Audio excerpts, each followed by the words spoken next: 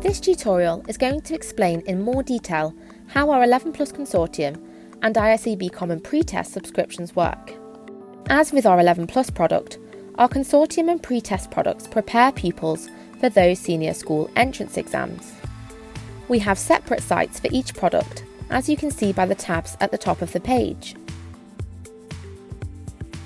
As we have mentioned in our other tutorials, subscriptions to the Pretest and Consortium tests are not available. Instead, we offer test packs available to buy in sets of 3. You can then assign these tests to a pupil's account for them to complete. These tests act as mock exams for both the Consortium and Pretest, a crucial preparation step to familiarise pupils with the test content and format. Both the London 11 Plus Consortium exam and ISEB Common Pretest exam are only used by certain schools and are not suitable for general 11 Plus preparation, as they follow a very specific structure. Any school you would like your child to attend will make it clear on their website which entrance exam they use. Make sure you check.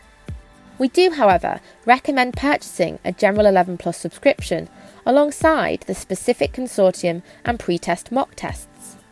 They will act as extra practice alongside the mock tests and are useful for shorter practice sessions.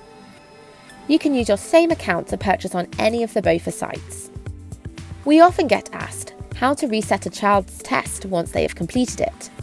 This feature is only available on 11 Plus tests and cannot be done with the Pretest or Consortium tests, since they act as one-time mock exams. Teachers and parents can reset a test on the 11 Plus site once the retest stage has been completed. I'm currently logged in as a school.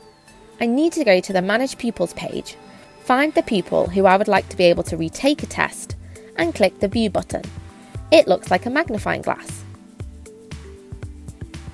We are now viewing the pupil's account, but I am still logged in as a school.